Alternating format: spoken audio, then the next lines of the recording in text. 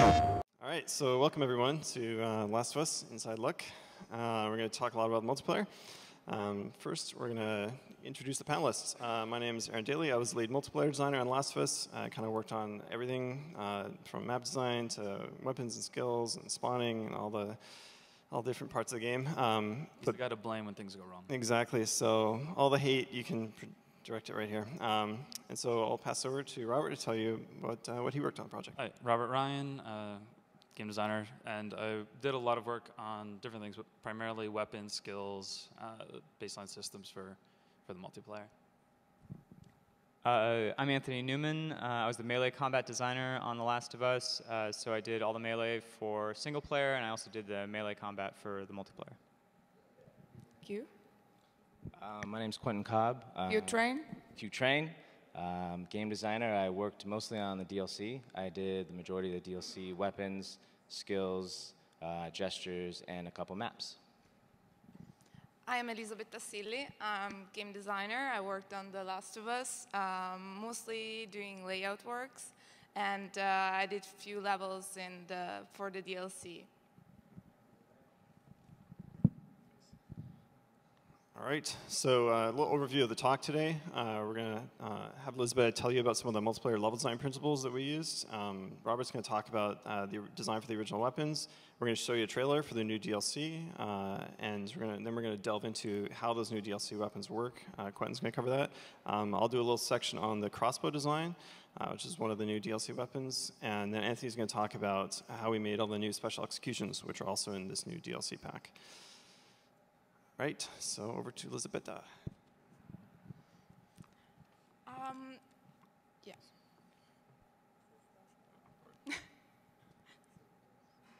So I'm gonna talk about the layout creation for our levels in the multiplayer. The uniqueness of this game, of our game, impacted the layout and our decisions, and this is the rough list on what really imprinted in our layout.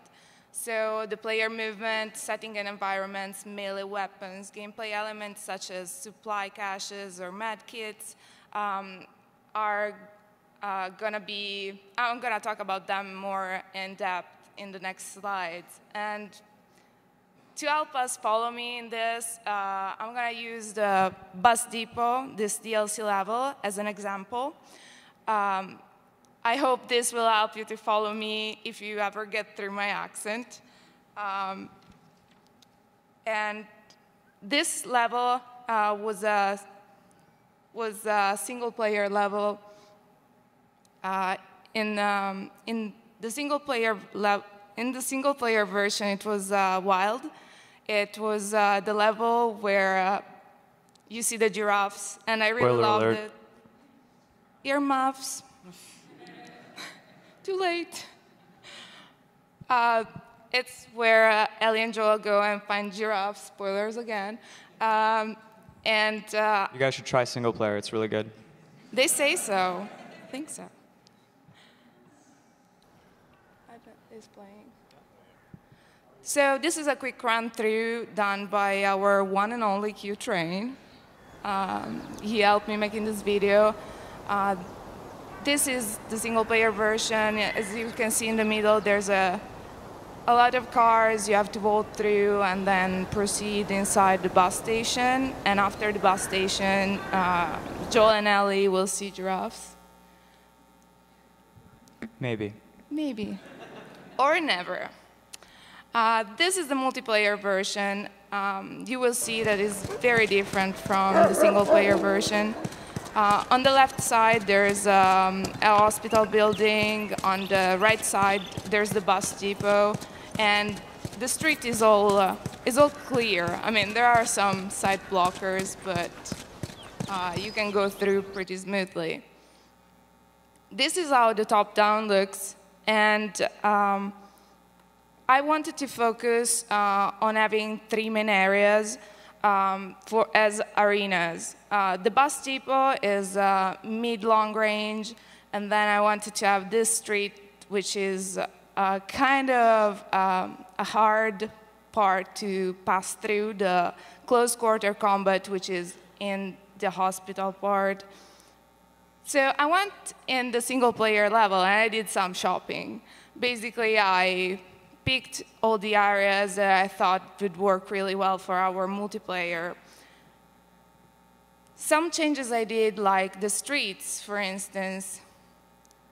This is my monster, but it was necessary to follow through our gameplay.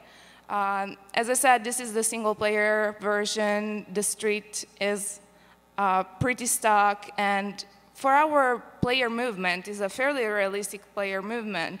And every jump you make, every vault you make, will slow you down, which we didn't want. We wanted the player to flow through, and also we have kind of this risk-reward. Every decision has an impact, and going on top of that bus means that you're gonna just be sniped, so the reward is not that cool. This is the multiplayer version, and basically you can run through the street and you might be sniped, but chances are you can make it through the other building and find safety.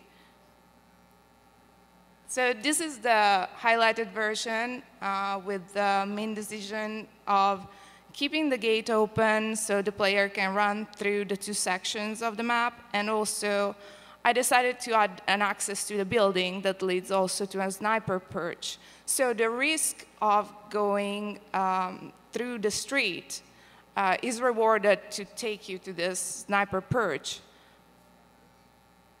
This is the mid-long range area, which is the bus depot. This is the single-player version again. And this is the multiplayer version. They should run smoothly, hopefully.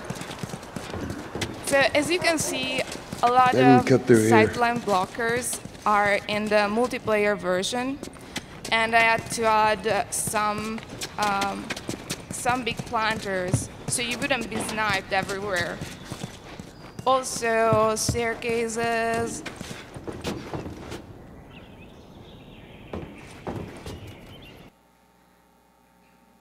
So, one of the main reasons why I wanted this area was to highlight our weapons in mid-long range.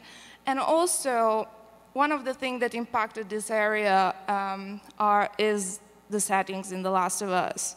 We couldn't have, like, one of the hardest things for me was designing, thinking that we didn't have any electricity, which means I can't lead the player through, like, lighting or having anything moving with electricity. But the fiction in The Last of Us allowed me to put sightline blockers that were meaningful in the settings, which is like the idea that this bus station was fortified, for instance, and I could put those sightline blockers.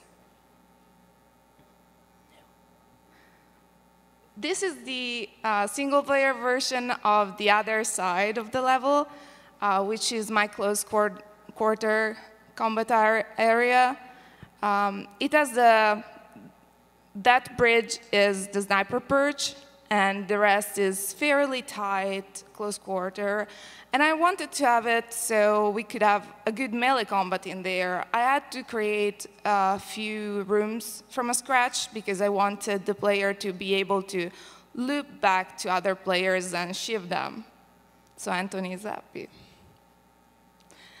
This is the multiplayer version. As I said, also the player movement. We couldn't have really huge height differential. We had mainly 2 floors at a time because of navigation issues. And this, I had to add some entrances with staircases, and also I removed the whole floor from this building.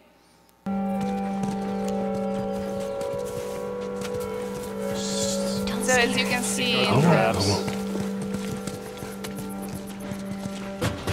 As you can see, I removed giraffes, but there are giraffes. If you play the remastered version, giraffes are in the multiplayer level.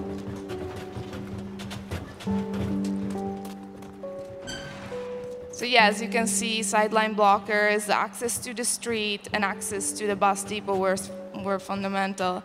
And still, the setting and allowed me to fortify this area too. Were you able to keep the emotions in the multiplayer map? All the emotions, all of them.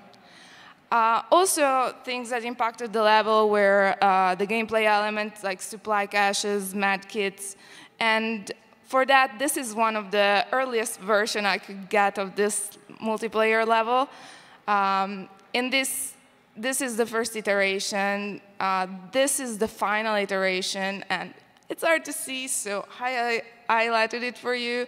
I had to expand the highlighted red area so we could have the team spawning in the different sides, reaching the supply caches at the same time, and also moved covers so you wouldn't get sniped while getting to the supply cache, so you had time to get to that.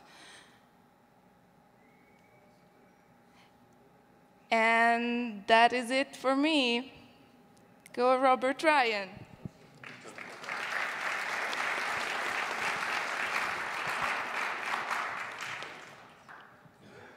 Hello, I'm gonna give a quick overview kind of our original roster of weapons, kind of the design goals we had behind them, how we implemented on those a little bit, for these guys to dive into some details about kind of how we did the most recent DLC.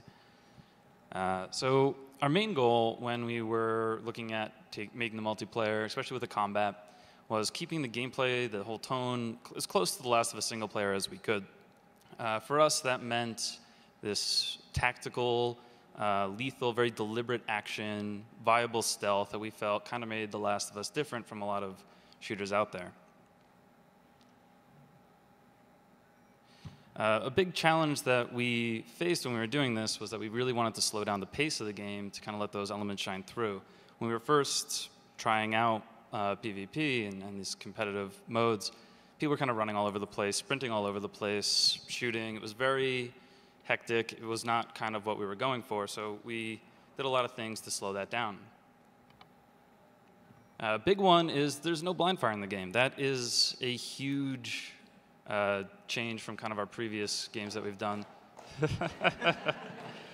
You really have to pick your shots, stop, aim. It slows you down. It makes you more vulnerable. You have to choose when to do it, and that helped again with that deliberate gameplay that we wanted.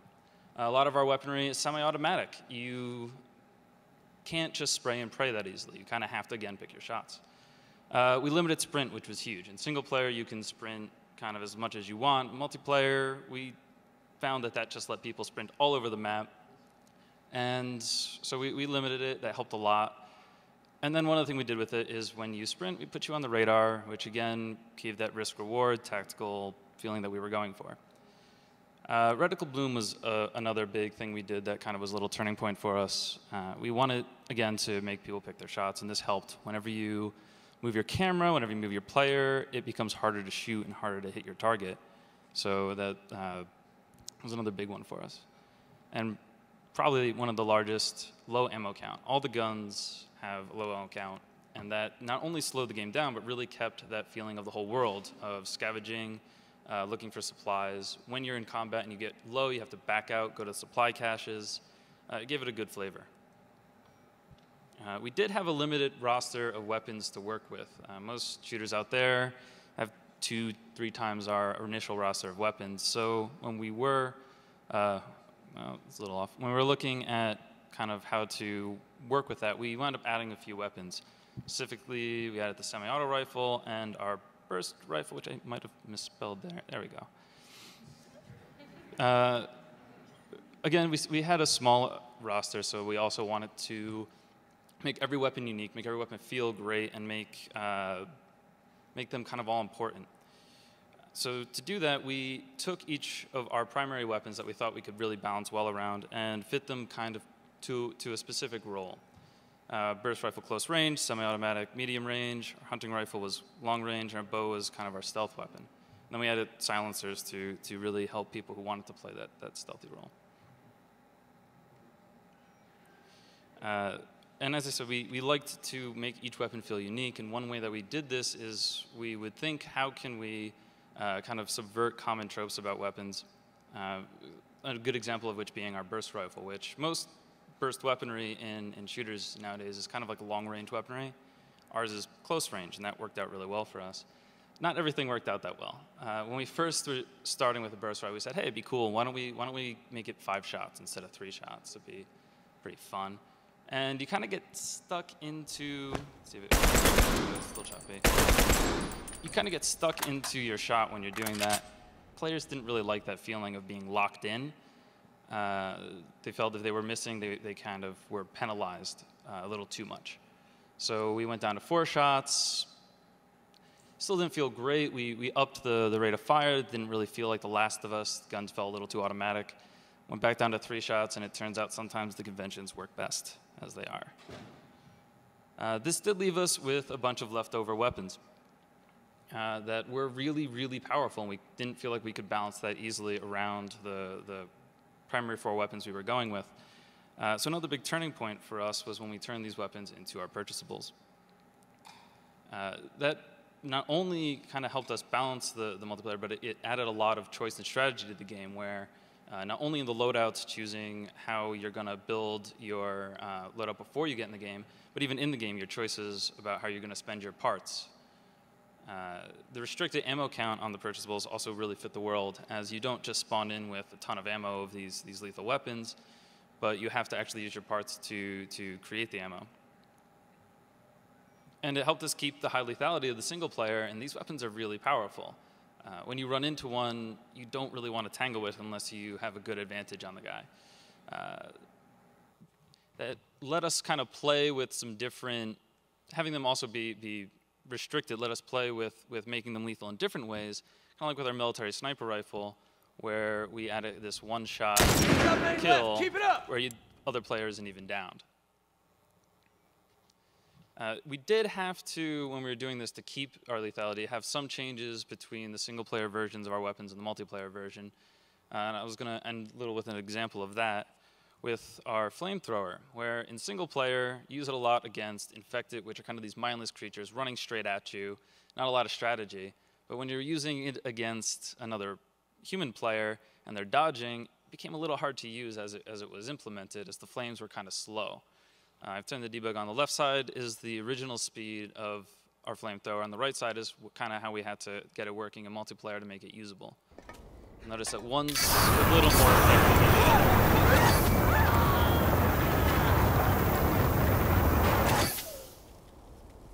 A lot more effective, maybe. So that's a little overview kind of where we came from when we were making our weapons. We're going to toss it to the DLC trailer, and then these guys are going to give you some specifics on the weapons of DLC 5 and how we made those.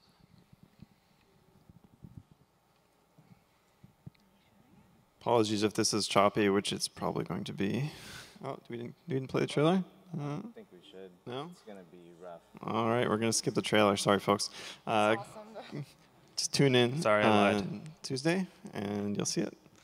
Yeah, sorry about that. We're having some issues with video playback, so we'll have to catch the trailer another time. But I'm here to talk about DLC weapons coming up in the next DLC pack, which will be launching this Tuesday on December 9th. So one of the biggest challenges that we face when adding new DLC weapons is making new weapons fun and powerful while remaining balanced without changing the existing weapons. We wanted to make each new weapon fit a role that was unique while keeping the original weapons relevant.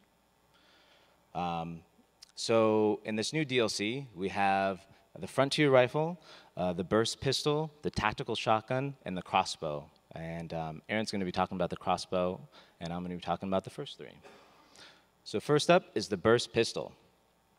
And our goals with the Burst Pistol was we basically wanted to add a new pistol to the existing roster, since there weren't that many pistols compared to the other types of weapons in the game. And we also wanted to have this pistol really excel in close range, since that's kind of a common distance in our multiplayer maps. And we really wanted a pistol that felt unique compared to the other pistols. So every other pistol is semi-auto, and this pistol is actually a 3-round burst. So some of the features of the burst pistol is that we just wanted to be super effective in close range, especially in those one-on-one encounters when you go against one other player. Just give you just enough ammo and you know, kind of recoil and features of the gun to take out one opponent at close range.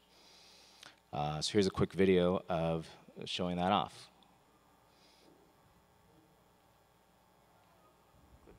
Yeah. So I'm at super close range. One down! That's one! I come around the corner, 2 quick bursts take out the enemy, and I have 3 more rounds to execute him while he's down. Helps when you hit every shot, too. What's that? It helps when you hit every shot, too. It does help you when you hit every shot. Good thing I'm good at aiming, so that helped out there. This pistol has a very fast rate of fire, but has a larger recoil and a relatively small clip size. And so because of this large recoil and small clip size, the pistol performs poorly at long range.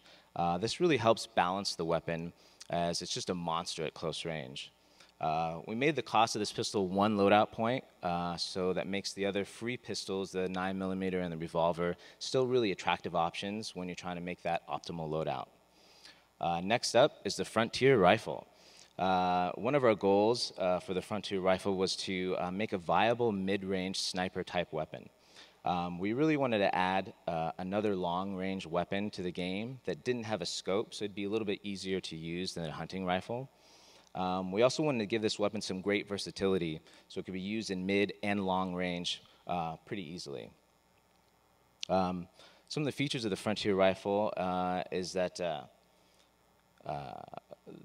it's a sniper rifle, and compared to the hunting rifle has a very slow rate of fire, and it always scopes in and has a slow aim-in time. The Frontier Rifle has a very fast rate of fire and a really quick aim-in time. It's a much faster rate of fire and quick aim-in time, like I said. This also allows the Frontier Rifle to get off 2 quick shots, where the hunting rifle would be pretty slow in getting 2 shots to down the enemy. It's a great mid-range sniper rifle, like I said, and I'm going to show you a quick video of the Frontier Rifle in action. So see, we're in mid-range here. Walker's down. And I'm able to take 2 quick shots Dead. with the Frontier Rifle, take down my opponent, and 1 more shot to execute him.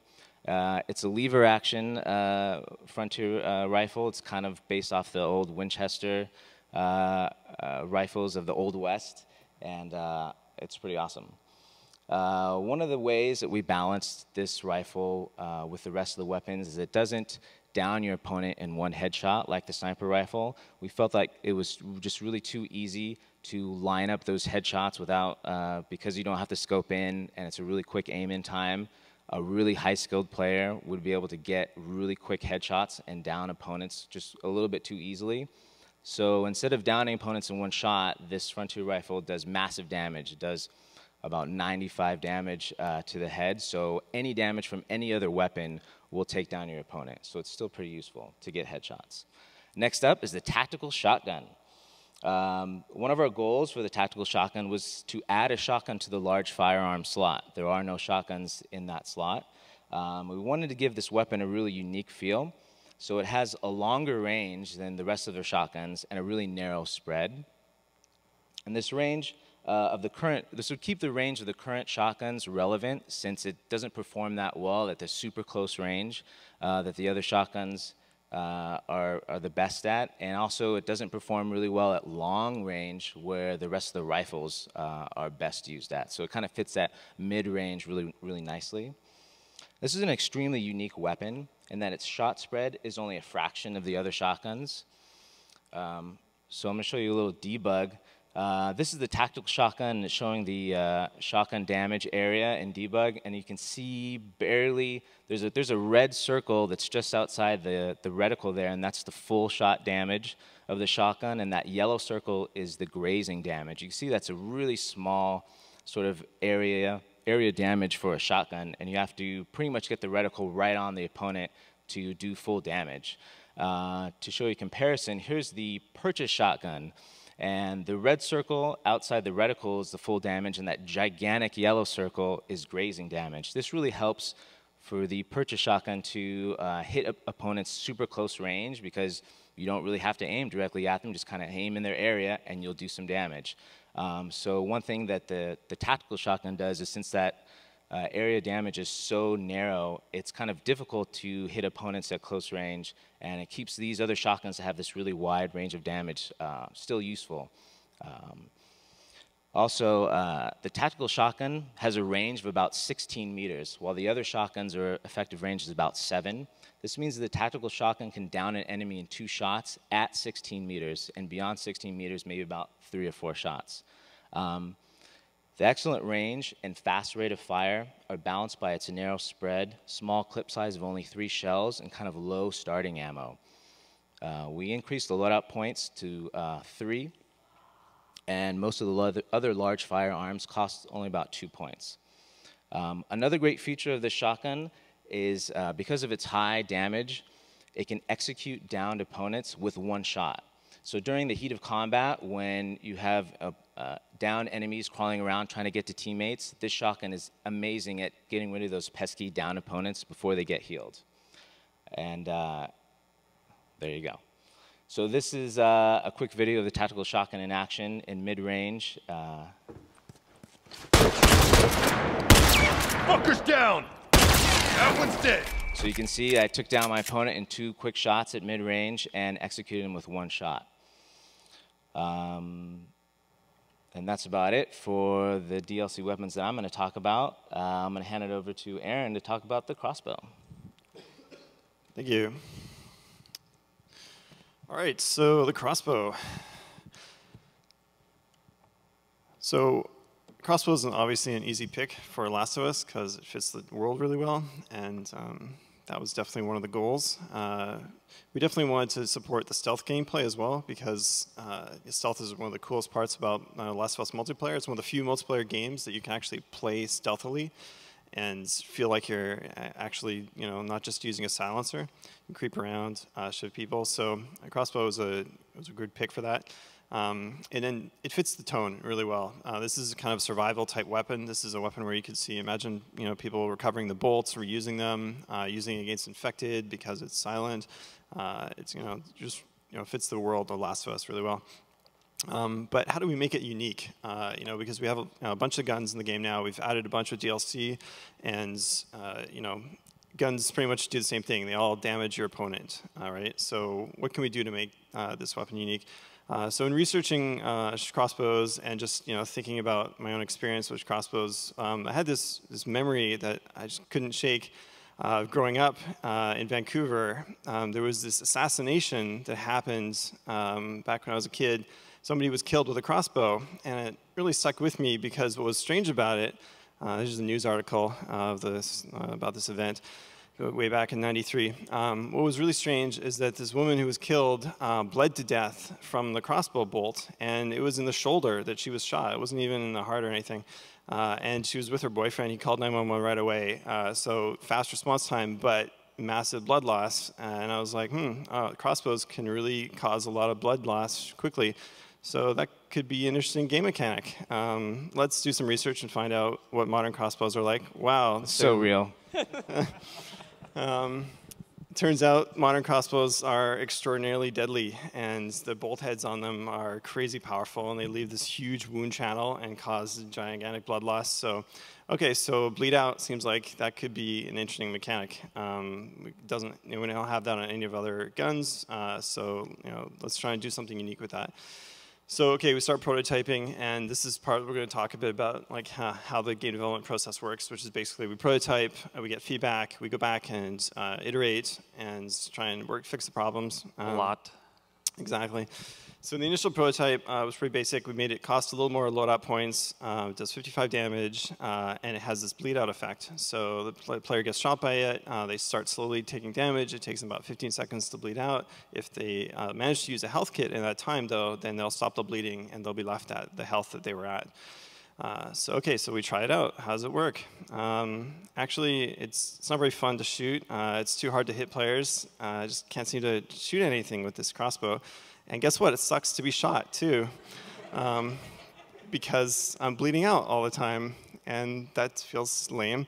And I have to use all these health kits. And it actually kind of sucks to shoot people as well, because I can't really tell if they're bleeding or not. Like, did my shot do anything?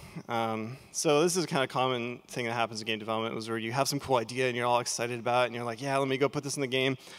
And then you put it in, and you're like, yeah, let's play it. And then you play it, and you're like, oh, wow, this really isn't that great.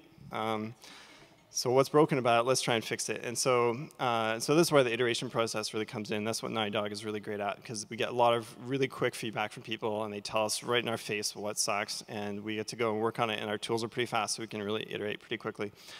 So how did we iterate on this crossbow? First thing we did was we made it a lot more accurate. So we gave it a new crosshair. We gave it a scope. Ryan had a good idea to get rid of the weapon sway. So it's actually gotten 0 weapon sway, this gun. We made the bolt a lot faster, so it flies across the map, like just warp speed. It's still, you still have to lead the target a little bit at super long range, but it's a really fast weapon. We also made it deadlier, so we made the bleed out faster. We made it so that after you stop the bleeding, you don't heal back to 100% health. Initially, it was that you'd actually heal back to whatever health you were at when you started bleeding. So maybe you were down to like 10 health, and you used a whole med kit, and then you're still at 10 health, which was really, really harsh. But yeah, we got to prototype stuff. And the next thing we did, which was a big change, was we decided, okay, let's make this a purchase weapon so that we can keep its power really significant and kind of balance out that, what we call the high negative emotion from getting shot by it. So it's not happening quite as often because players are, only using this gun once they purchase it. It's not, you can't run into a match with like 4 players who have crossbows and their loadouts, and suddenly everybody's bleeding all over the place, and it's like this crazy blood fest. So that would just be, too much negative emotion there. So we made it a purchase weapon.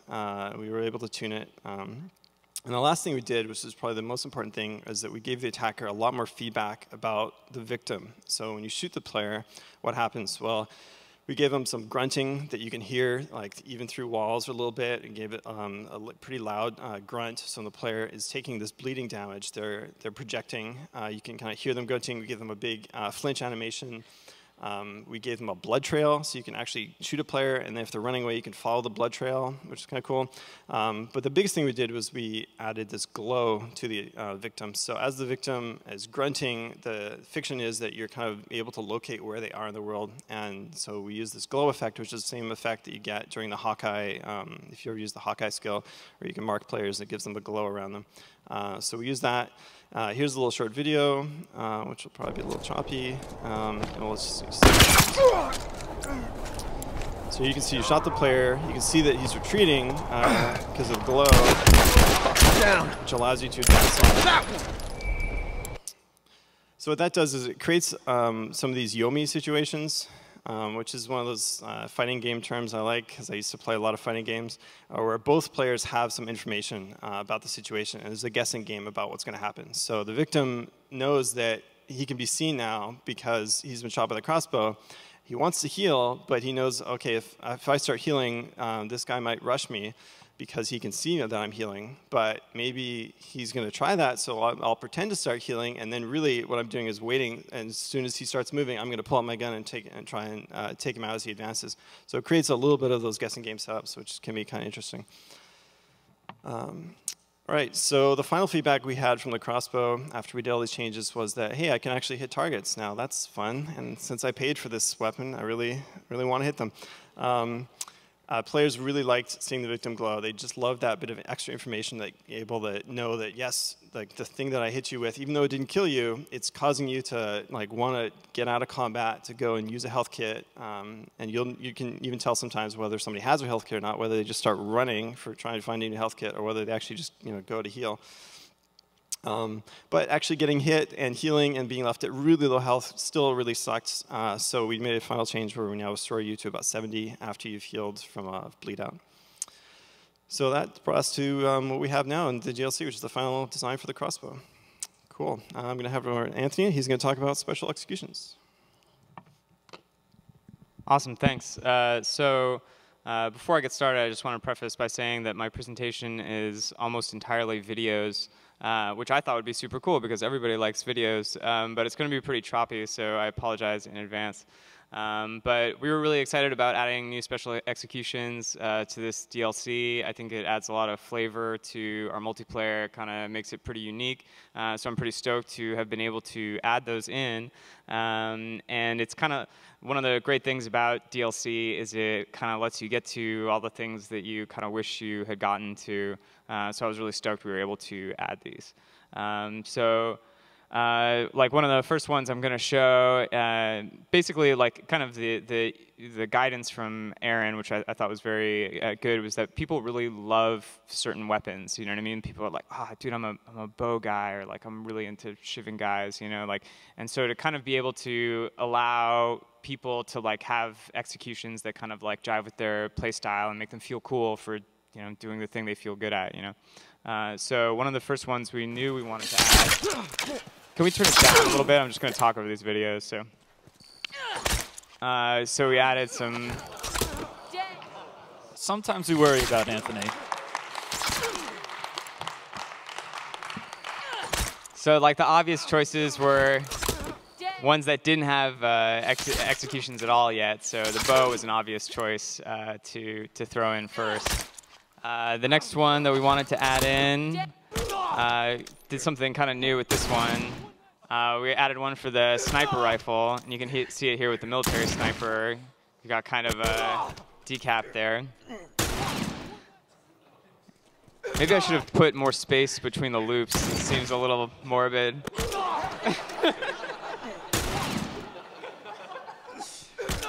Okay, real quick, moving on. All right, so this is the revolver. So we got a new one for the revolver, and you see it opens up the chamber. And in Naughty Dog fashion, we made a separate animation for the Diablo. When you open up the Diablo up, it's got a unique animation where he opens it up like that instead of the revolver, which he opens up to the side. Thanks to our gun guy, Mike Hatfield, for helping me out with that. So that's the revolver one. All right.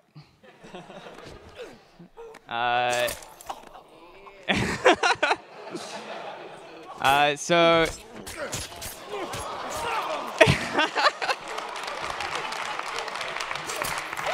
all right.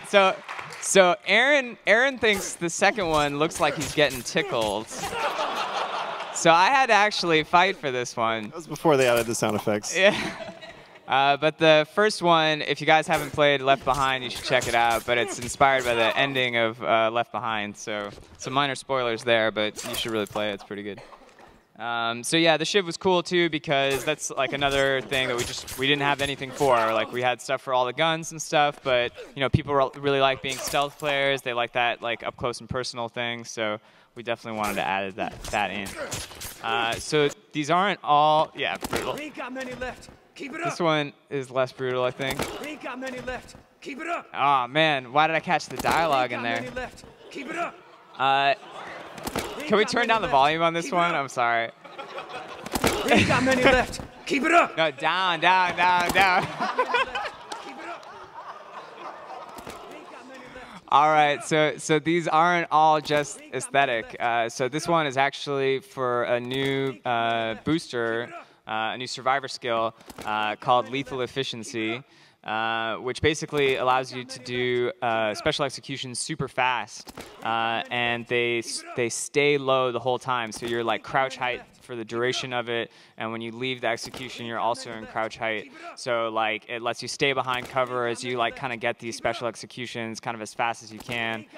So it ends up being like an investment. It's like a safe way to get more parts from your kills, and it stacks really well with Executioner, right, which gives you the bonus parts for the execution. So you can kind of set up a combo that way, which is pretty cool.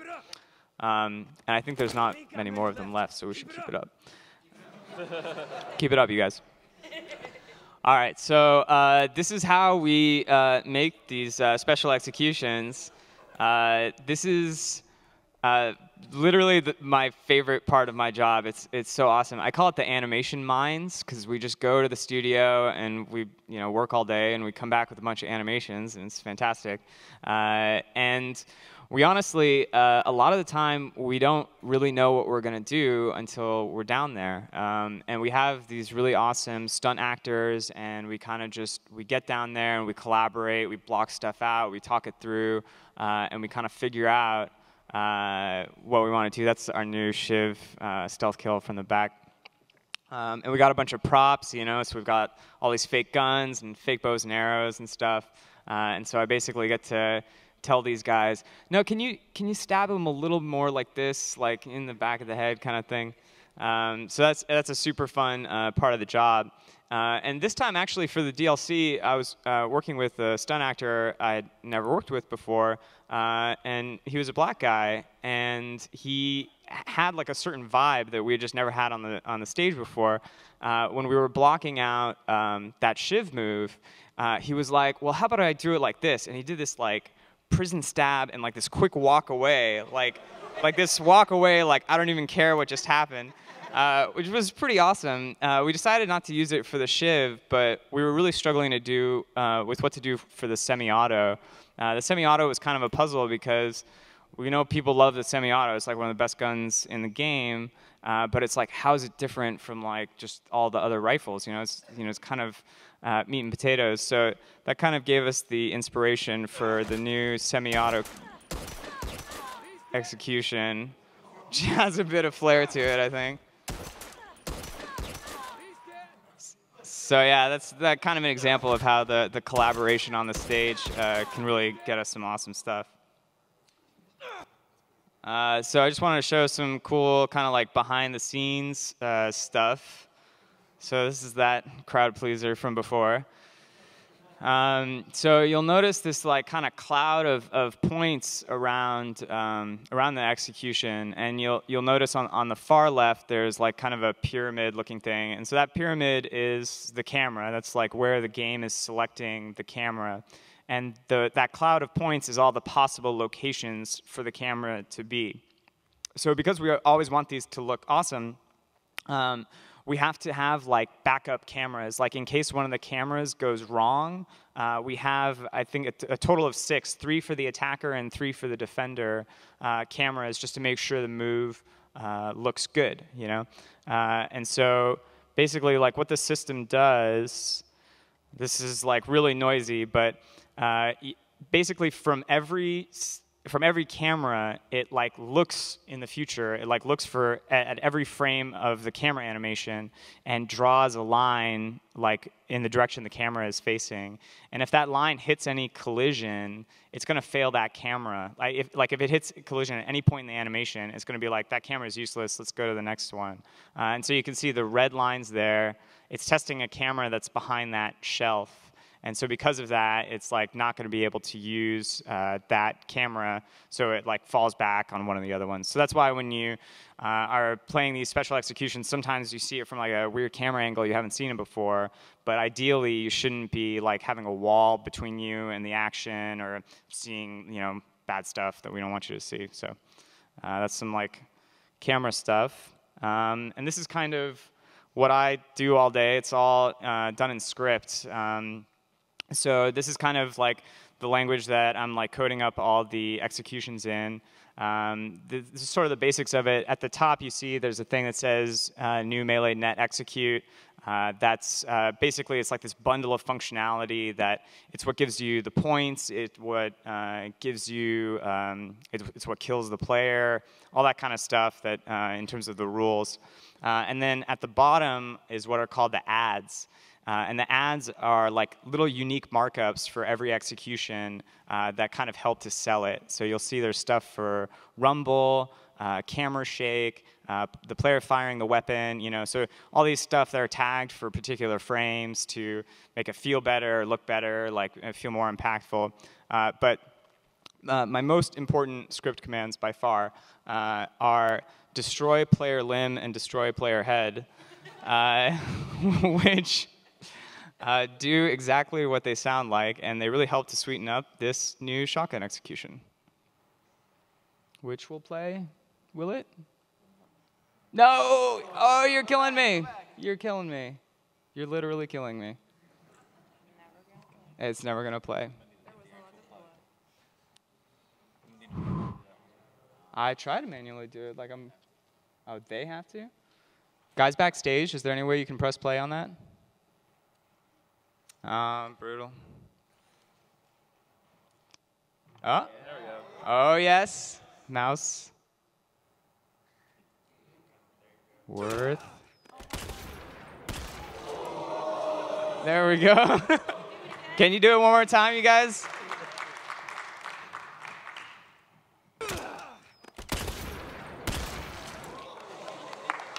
All right.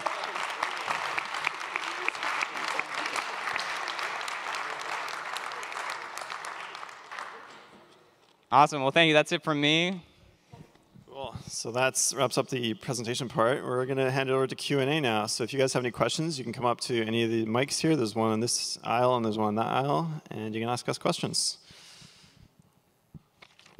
Hey, not so much a question, more of a comment. I really enjoyed like Uncharted 2 and Uncharted 3's multiplayer, but I noticed that Uncharted 3 was kind of getting a lot more silly with weird, crazy hats and masks and dances and things. So I just want to say thanks for the Last of Us multiplayer not taking it to that weird level, keeping it kind of in the world of what it is. And even though you can still buy weird masks and stuff, it fits. So. Oh, maybe it's good we didn't show the trailer then. Oh, okay. I'm just playing. I'm just playing. Thank you.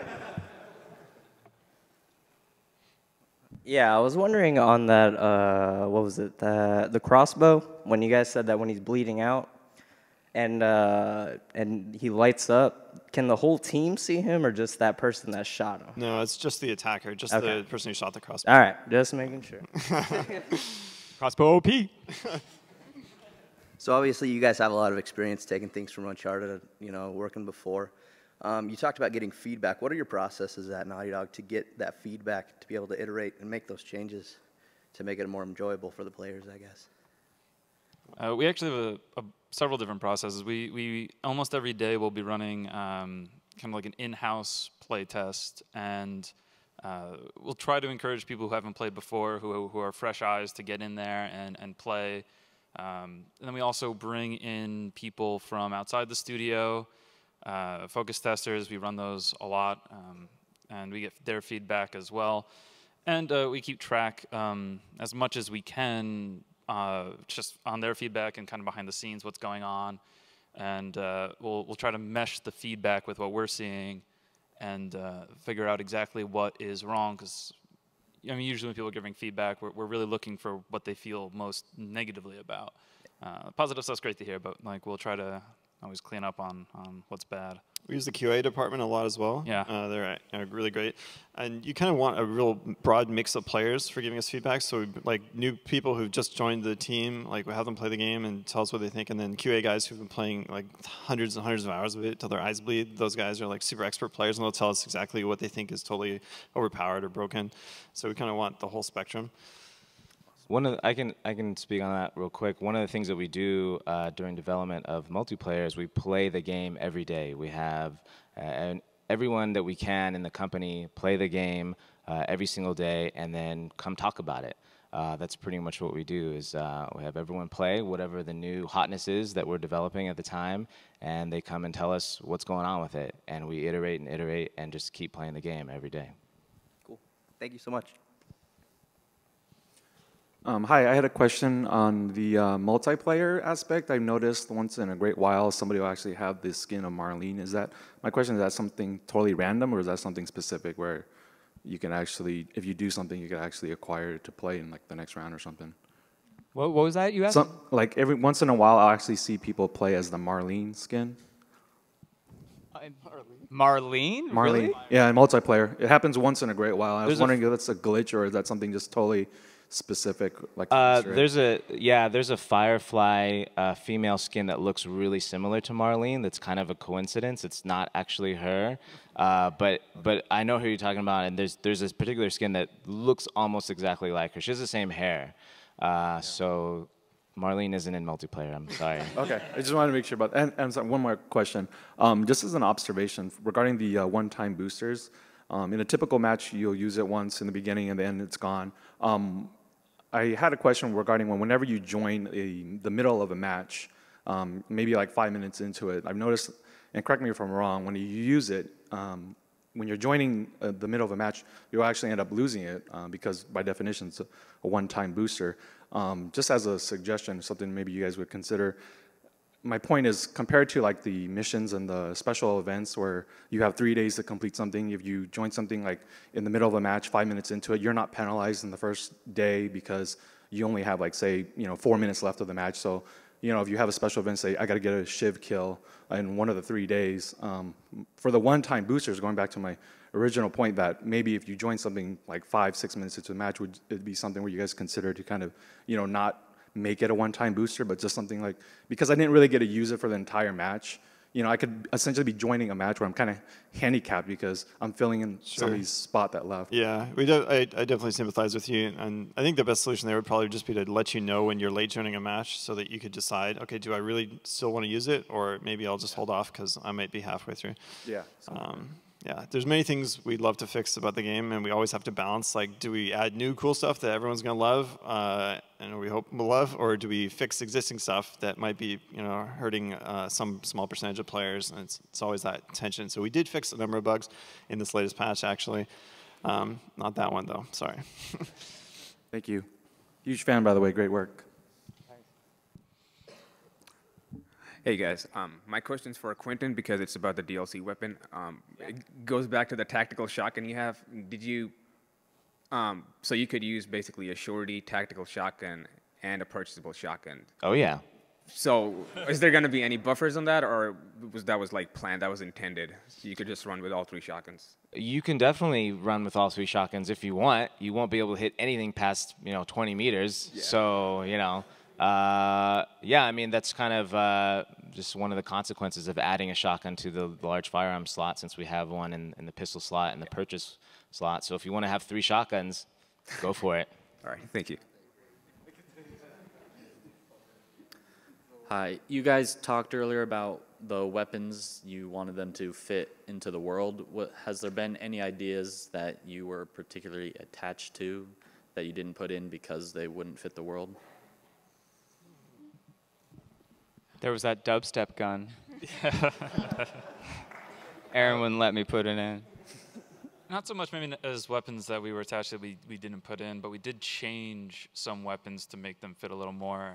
We actually, in kind of our code, we call the burst rifle our improvised assault rifle. And before it was anything, we knew we wanted to get more of a assault rifle in, but we didn't want it to be military. So we had to change that, for example, as we were doing our development to make it fit more. But I can't recall any that we actually threw out so much as just changed them to fit a little bit better. Hi. As a frequent player of the multiplayer, I was actually one of my biggest pet peeves is actually throwing a smoke bomb and running to somebody and shivving them. But at that point where you're running and then your character decides he's tired and he wants to take a nap and, So that's one of my biggest pet peeves. So what I was wondering was that if you guys ever thought about including like a stamina bar into the other side of your health where in the single player your oxygen bar would be. Or is that too next gen? Yeah, I don't know if our game could handle that much HUD. I don't think we had ever really talked about adding a stamina bar for MP because it was some UI we didn't have in single player, and we were using that, I think, for the listen mode display. But it certainly was, one of those things we were hoping to communicate just with, in-game feedback. We were originally hoping to do like a whole Vox session where we get these guys panting and out of breath and kind of like give you some better feedback, but that you're about to, get tired and run out. But we were a little too late getting that feature into MP because, like Robert mentioned, we actually changed that. We added that limited sprint for multiplayer, and they didn't have that in single players. They hadn't done all those VO captures. So it's one of the things that we're always trying to keep it in the world, keep it grounded, and just give you feedback that's in the game with trying to resort to HUD. But I definitely agree that there are some cases like that where you need that information and you don't have it. So sorry, you still don't have it. Also, one more question, because I'm a frequent visitor of the PlayStation forums, and I'm aware of that you guys actually visit the forums themselves. So I was actually wondering, one of the biggest things that people are asking for on the forums there, I'm not sure if you guys know this, but it's actually became popular because of a topic that a certain user created. And it's actually a chicken mask. And I know a user was actually complaining of, like, said that he appreciates that you didn't ask any, include any silly masks or anything like that. But would that be a big possibility? I mean, I'd pay $50 for it, but. Well, we do have a mask in this latest DLC called the Plague Mask, which I think this person might be happy with because it has a pretty big beak on it. But it's actually historical. So back during the bubonic plague, these plague doctors would go around with these huge masks stacked, and they would pack them full of herbs so that they wouldn't have to smell the smell of all these rotting people. And so we figured that would kind of fit the world of Last of Us. And so that's in there in the latest DLC. It looks like a chicken. So it's our compromise. We'll be happy. Close enough. All right, thank you very much, guys. If you like squint your eyes, it's basically a chicken. Over here? So it was mentioned that in the PS3 version of Bus Depot, there were no giraffes in the multiplayer map, but it was in the PS4 version. Were there any more things that were added into the remastered version of the game? No, I just actually even learned that those drafts didn't make it in yesterday, and I was really sad about that. You want to finish that? Yeah, we wanted to put giraffes in Bus Depot from the beginning. Actually, we played with giraffes in forever to discover that they didn't make it in the PS3 version, sadly. As you may know, the PlayStation 3 has about the same amount of memory as a TI-83 calculator. So we had to do like a lot of crazy juggling to get everything to fit in there. So, I mean, like there's a lot of, actually, it's not super easy to detect, but there's a lot of animation compression on some of the special executions on the PS3 version.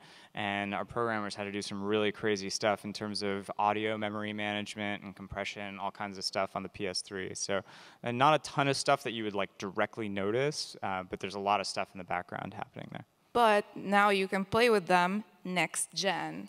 So. And there's emotions. Lots. Real emotions. Thank you.